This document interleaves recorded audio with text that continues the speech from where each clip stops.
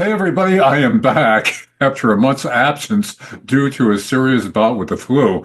Now, a lot of you have been asking, what happened? How come I haven't been posting anything? Well, that is why. And a lot other people have been asking what happened at part two of my latest interview with Paul Craig Roberts, where he talked about what's ahead for the world and for the U.S. now that Trump is president.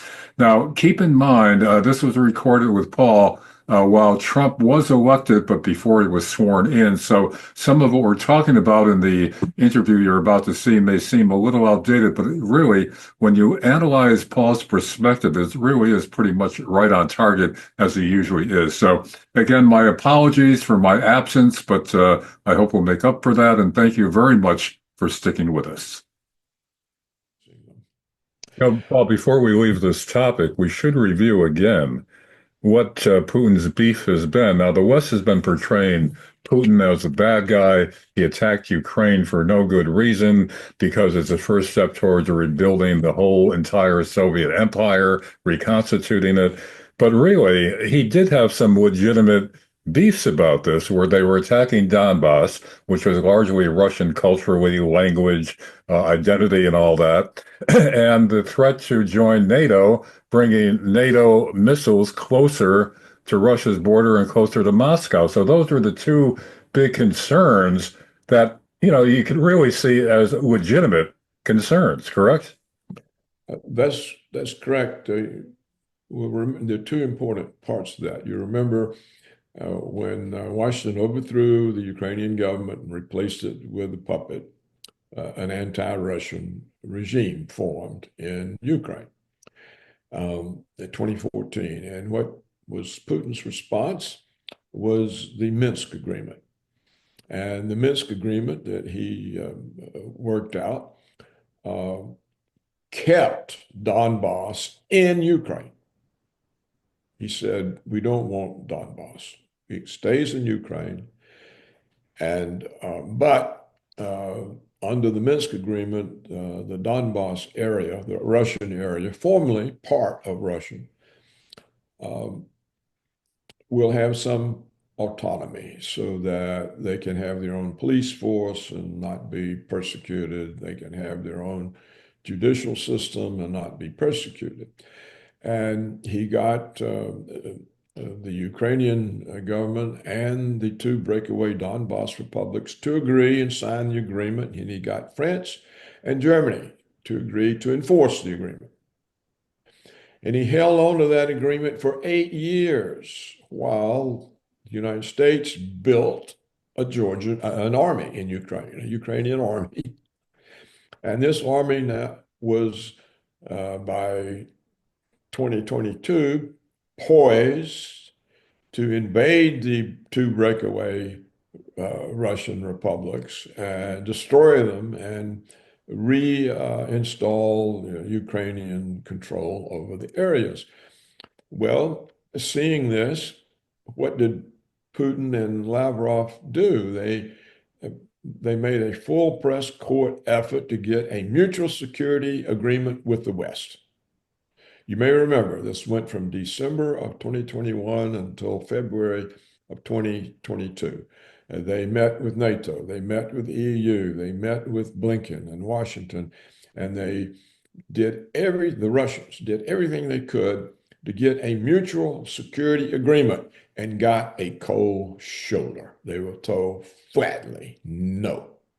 Yeah. So they had no choice. There was no way Putin could sit there while an American trained army destroyed Russian Donbass. It would have been the end of his presidency. He couldn't possibly have done that. So he had to intervene, but he had never made any preparations for intervening. Yeah. It's almost like he couldn't think one step ahead. And so the intervention, to begin with, there was hardly anything to intervene with because he wasn't prepared. But he let it go on too long. And his whole approach was, I mustn't confirm the Russian propaganda that I'm going to conquer Ukraine and restore the Soviet Empire. So that's been his guiding principle, not to win the conflict. And this is, of course, backfired. terribly. There've been far more people killed by dragging this out than would have happened if he had gotten it over with quickly. But again, he was not prepared. You know, I call him Putin the unready. He wasn't unready for the Georgian invasion of South Ossetia. He wasn't ready for the American overthrow of the Ukrainian government. He wasn't ready for 2022. He's never ready. He's never prepared. And I think this has worn out his credibility. And in the West, they don't pay attention to what he says any longer. So you have to take into account that he relied on the Minsk agreement. And we later had both the German chancellor and the French president publicly say, yes, we used the amendment to deceive Putin while the Americans built an army. Yeah. And we know that the diplomatic efforts that Putin and Lavrov made at the close of 2021, beginning of 2022, got a cold shoulder. They were flatly refused a mutual security agreement. So it's not their fault, except that Putin was never ready. That played into it. If he had been ready, put his foot down hard the first time, this would have developed differently. But he was never ready. He didn't put the foot down. And so it's just kind of built and built and rolled and rolled. And we now have missiles in Ukraine on Russia's border, and we fire them off. The missiles are there now without Ukraine being a member of NATO. Yeah. Matter of fact, Paul, for the viewers that may have forgotten or may be too young to remember, the 1962 Cuban Missile Crisis, when Khrushchev brought nuclear missiles into Cuba 90 miles off our shore, we almost went to war with the then Soviet Union because of the threat of those missiles close to our territory. Now the situation is the reverse. We've got missiles right up against Russia, actually being fired into Russia, and we don't expect Russia to react to that. And they're not, except with words, Yeah. which are now discounted. So it's a deplorable situation, and I think the way it's structured, it can only get worse. You know, we've covered it.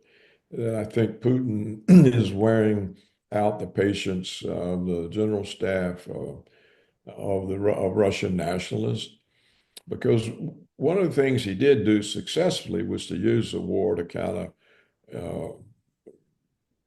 stir up nationalism, and now it's there. And the Russians expect some kind of victory. They don't expect some sort of diplomatic solution that defeats the announced purposes. So anyhow, to get on with this,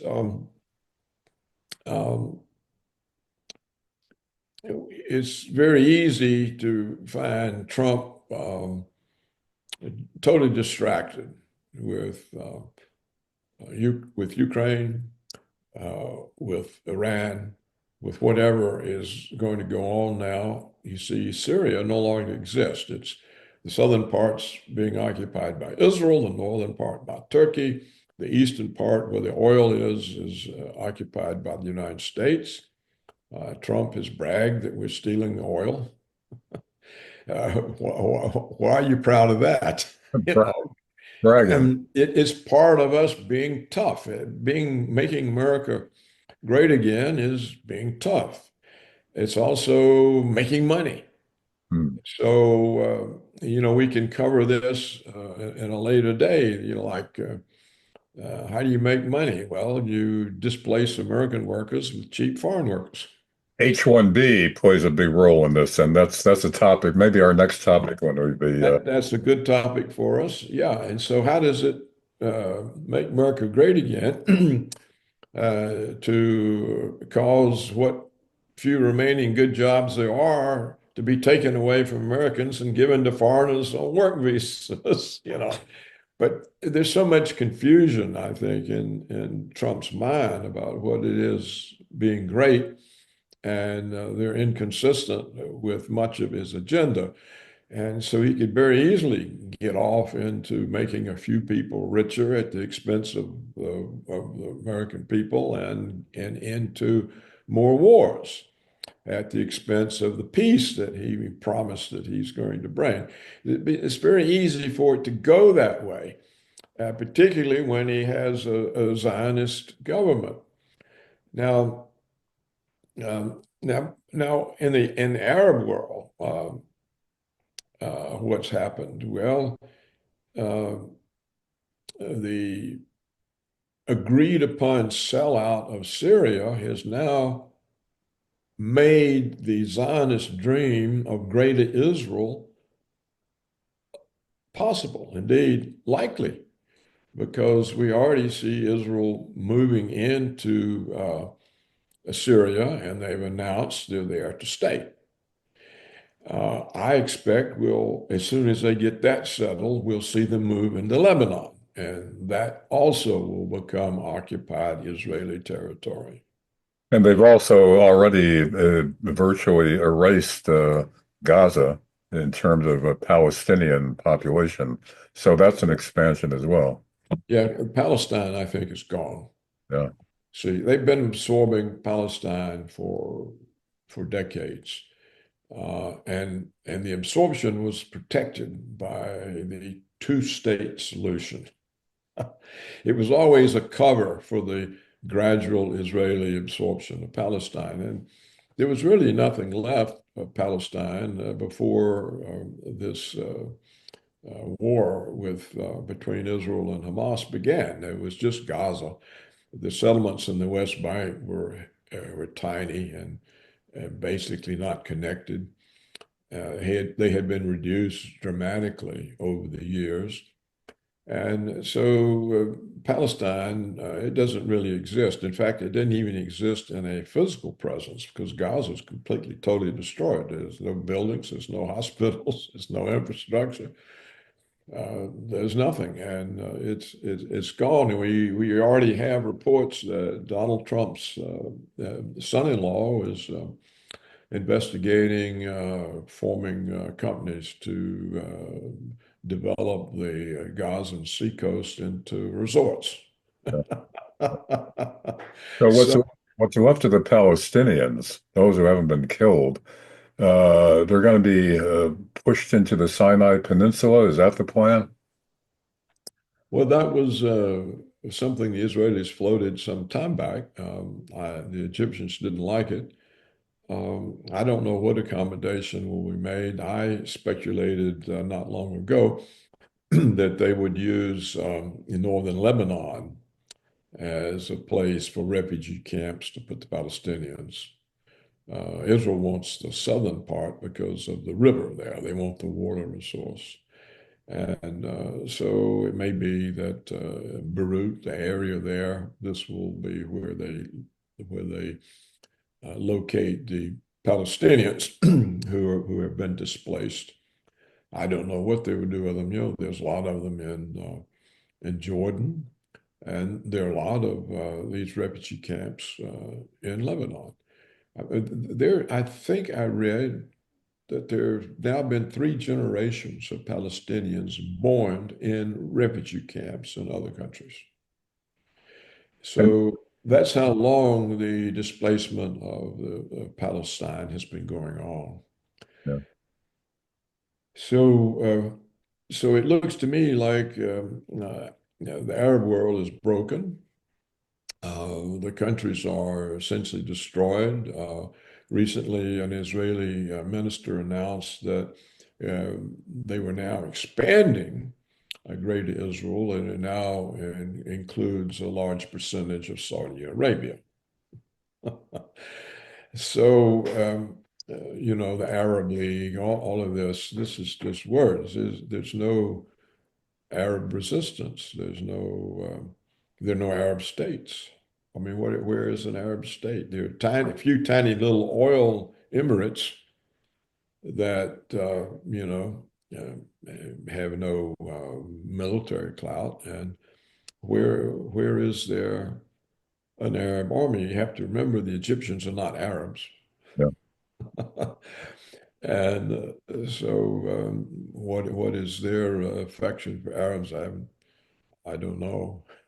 Wrapping this up now, Paul, the ending question here is what about the argument that, or the perception or the propaganda that even though this is a rough period, it had to be done, and despite the turmoil, the pain, the displacement, the killing, it sets up the blueprint for a long-lasting peace because everything else has been taken care of. Now, is Well, it's just leading nonsense. now to a That's just lasting. nonsense. That's just nonsense. It's total nonsense. Yeah. Washington has not repudiated American hegemony. And I think Trump and his government sees making America great again as maintaining American hegemony. So the conflicts will remain, and I don't think a country as large and uh, potentially powerful as Russia uh, it can be subdued. The, maybe Putin isn't the right leader, but there'll be a leader there in Russia that will take objection to that. And their weapon systems are clearly far ahead of ours.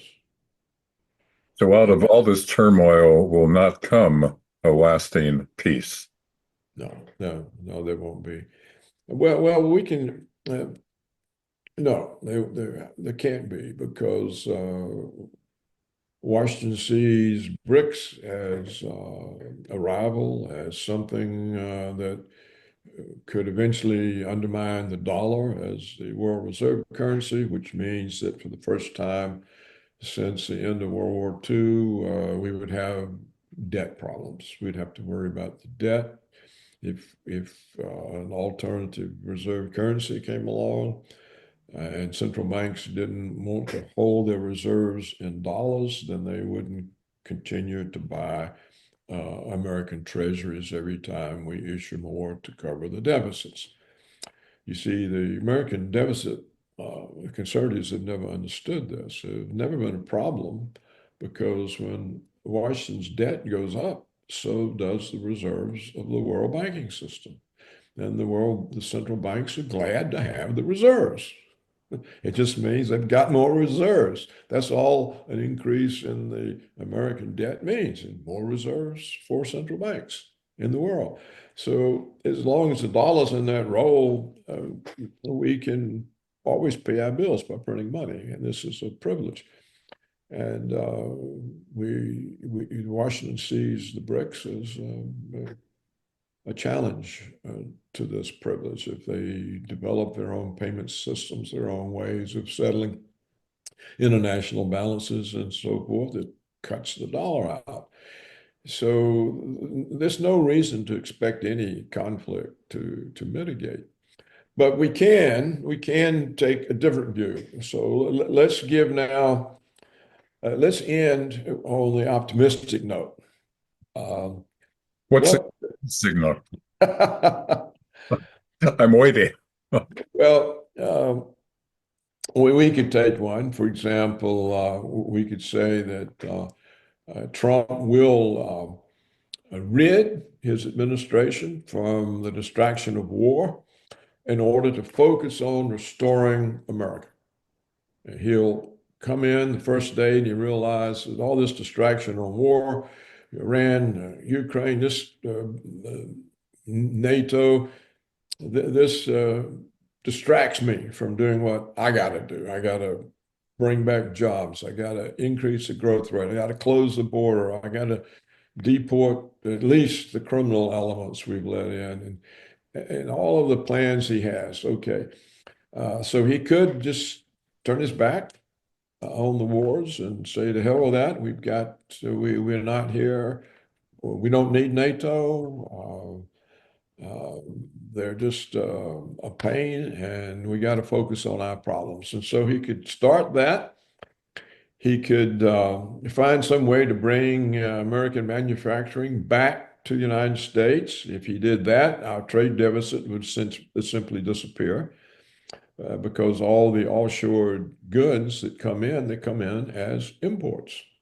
So if they were again produced here, like if Apple produced its products here and Levi Strauss and Nike and everybody else, there wouldn't be any imports to cause a trade deficit. So he may focus on that. He may in trying to rebuild slowly a middle class. He could restore the tax base of the former manufacturing cities and states. The country could start coming to life again. Opportunities could start reappearing. Um, he could he could even use tariffs to replace the income tax. You know, the United States for years and years and years, decades, for a long period, the government's revenues came from tariffs. There was no income tax. Yeah, Paul, there's a lot of criticism from the other side about tariffs, that it's going to raise the cost of everything for the middle and working class. It's a tax on the population, et cetera, et cetera, et cetera. It's all bullshit. Yeah. They're lying through their teeth because the effect would be to bring the goods home, and they wouldn't be imports. They would be back here. Wouldn't there So be there a wouldn't be any cost going up. wouldn't there be a transition period though where we would be paying more until domestic manufacturing really got up to speed? Look, the United States developed under tariffs. It did not develop under free trade. It developed under tariff protection. Hmm. Uh, In, look, in fact, there was no income tax for a long time because of tariffs, correct? and they can go back to that. They can use tariffs for revenue and get rid of income tax. Of course, they'd have to get rid of a lot of the government too, Yeah. but there's a lot of it that Elon Musk is right. You don't need. If you think about it, what do most of the regulatory agencies do? They act as agents for the regulated corporations. Well, why should we be using taxpayer money to hire agents for big pharma, agents for corporate polluters? I mean, if you think about the regulatory agencies, they're working for the corporations. So let the corporations pay them. Yeah. And Why is the taxpayer paying them? Um, revolving doors too. well, why do we have a Department of Education? This is supposed to be a state and local expense based on property taxes. We didn't have one until Jimmy Carter created one in 1979. Well, if we got along from the beginning to 1979 without a Department of Education, do we need one? There's a lot of stuff that just happened that made no real sense in terms of the needs of the country or the service to the people. But it's true. I mean, you could base it on tariffs, but of course, if there are no imports, there wouldn't be any revenues. And if you are self-sufficient and self-sustained, you don't need imports. A lot of people forget, you know, in the 1950s, the United States was a self-sufficient economy. We didn't, you know, our foreign trade didn't amount to anything. Yeah. And And one good we factor. didn't have it, even when if memory serves, Larry, when I was Assistant Secretary of the Treasury, our only import deficit was oil. Hmm. We didn't import because we produced at home. Yeah. And the people at home had the jobs that produced the products that they bought. Well, today, the people at home don't have the jobs that produce the products they buy. Those jobs are in Asia, Mexico, some of them are in Canada. And so the people don't have the incomes associated with the production of the goods and services Yeah. that they buy. And this is what has been happening to the United States since the Soviet Union collapsed. So it's about 3 decades old, and it turns a first world economy into an underdeveloped economy. Yeah. And you see the tax base is so poor that we can't maintain infrastructure. Are we So, still talking about the optimistic side of things? well, I'm combating this notion that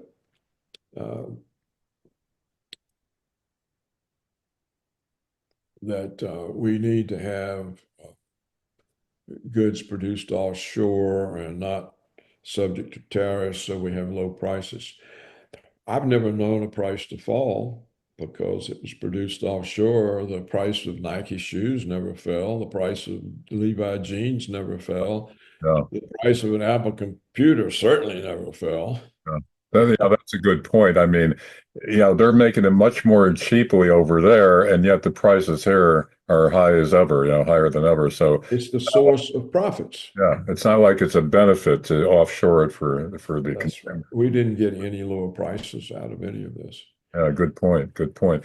Well, So Paul, let me get on with the optimistic story, and you can tell me how realistic it is. All right. So we were talking about tariffs being substituted for income tax, and that we could again become a self-sufficient opportunity society. That's the world I was born into and grew up in. It's gone. We could have educational reforms that address the hostility toward white people, the hostility toward the Constitution, the hostility toward Western civilization. We could arrest the prosecutors who abuse the authority by weaponizing law and using it as a weapon. right. If we don't do this and they're not held accountable, then we're going to lose the rule of law. The law is just going to be the exercise of power by whoever has it for whatever purpose serves their agenda. Yeah. Well, that's what Western civilization gradually clawed its way from. They Hmm. got out of that. Yeah. Well, now we got these prosecutors, and they're taking us back into it. It's where law is a weapon, you use it against your enemies. Well, something has to be done about that because if you lose the rule of law, you can't possibly be great. What else? Think about all the adverse consequences of the digital revolution. They're adverse on personal security, financial security, adverse on privacy, adverse on morality.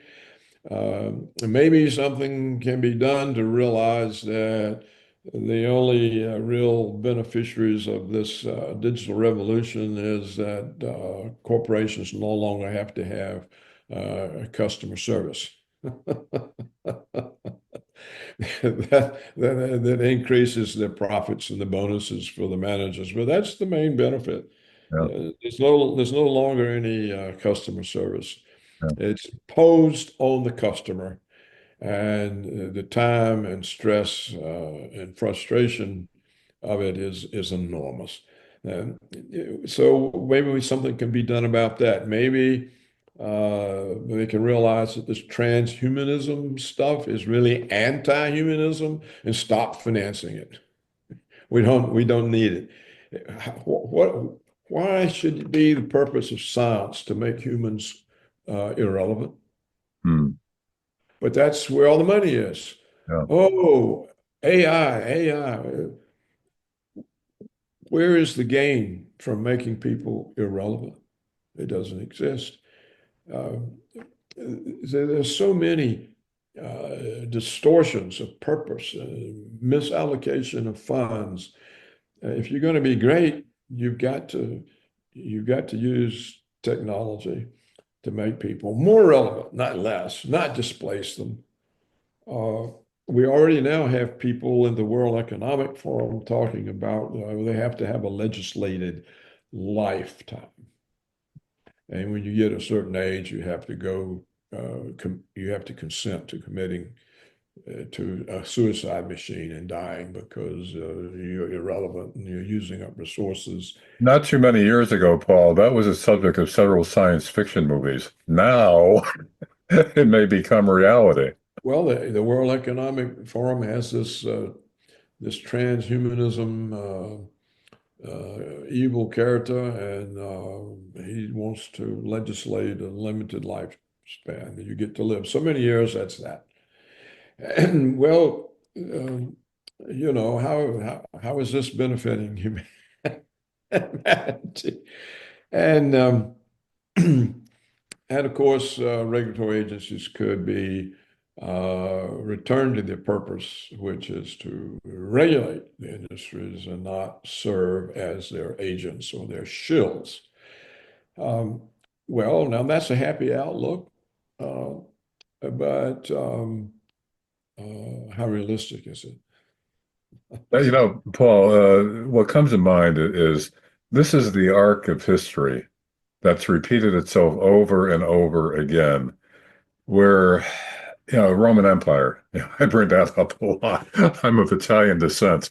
It became so rich and so self-indulgent that what built the empire was cast aside. People were just having a hell of a good time, and everything fell apart. And also what happens is this component of history that repeats itself is it's always greed. It's always money that controls things. Money and power are linked, and it always takes over. Now, in the U.S., if my history is correct, the Constitution kept that in check for a long time, limits on it. It was like limits on unbridled capitalism with the structure of the Constitution. All that was kept in balance and kept in check, but inevitably, it's greed and money that achieves the power that takes over. Is there any way to avoid that repeated arc of history?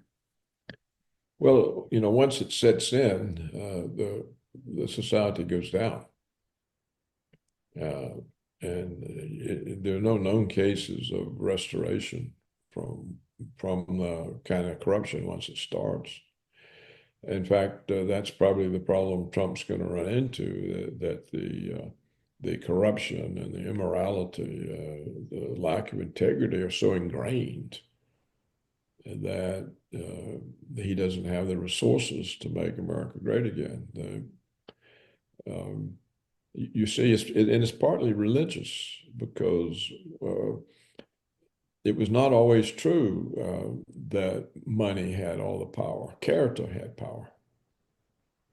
And there were times when people got elected to office based on their character and not on who had the most campaign contributions. And once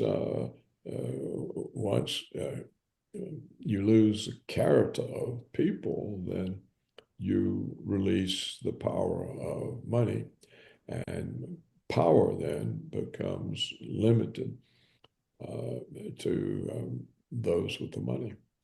So this is part of the plight, and religion is in the West is essentially dead. You can't even have a Christian symbol in a public place. So it's the extermination of the character of the people, I think. This is what we're witnessing. We see it not just among politicians and prosecutors. Look, this black woman who's the New York State Attorney General, Letitia James. the black fellow who's the New York City prosecutor, the black woman in Atlanta. These people have shown they have zero integrity. Yeah. They are discrediting black people in positions of authority. People now are going to say we can't put black people in these positions. Look how they behave. Well, if the people in authority haven't any integrity, then we see what we see now, the appearance of people like Lily Phillips, who's advertising she's going to have sex with 1,000 men in 24 hours. She doesn't find this shameful. This is an achievement. This is an accomplishment. Well, this character, this type of character doesn't mesh with anything I grew up with. It would be unrecognizable by my mother or my aunts, much less my grandmothers. They would believe it. And but now it's normal. It's a way to make money. She can get more traction. She can more people to her porn site, which pays her more money, I think, than doctors make, or architects, or engineers, or even chief executives. And so, if the character people gone, you're up a creek without a paddle, and I think that's what happened to the Romans. Take Cicero. Yeah. He had almost all the high offices. He was consul of Rome. He was a praetor. He was a tribune, I think. He was governor of segments of the empire. He tried to hold the system together, and what was his reward? They hunted him down, killed him. But, Paul, there's been a general coarsening of the culture, not just porn sites and all that, not just, men and women's sports and all, but I mean, the crassness now and the unmannerliness. Now, for instance, on TV now, news anchors, and commentators, and politicians, senators, and all that, they're actually using the phrase, "This pisses me off." Now, years ago, you would have said maybe it ticks me off, or, it irks me. But now that's acceptable speech. Now, that's a small example, but what I'm saying is, even that's normalized now on the regular network airwaves. This pisses me off, and nobody blinks. So it's emblematic of a general coarsening of the culture. Yeah, well, and in Hollywood, it's not just all the violence, it's all the Movie. sex. Yeah, Sometimes a Hollywood movie is almost like watching a porn film. yeah, yeah. So uh, this coarsening is thorough, and you see it everywhere. If you listen to conversations between men and women, it's full of four-letter words. That's another thing, for another time, you talked about how men used to respect women, and women, deserve the respect and expect it. Now that's all turned around. And we both have personal stories about that. I remember years ago, I opened the door for a woman, and she was highly insulted that I was, treating her as some kind of an inferior person because I opened the door for her. And Yeah. that's like 30 years ago, and it's escalated since then, but that's a topic for another time, as are many more, Paul. So thanks for being with us and getting back on track with me on this. And we'll see you soon for more interesting topics about how America was then, how it is now, and what's ahead in this new year. Paul Craig Roberts, thanks for joining us. I'll be delighted.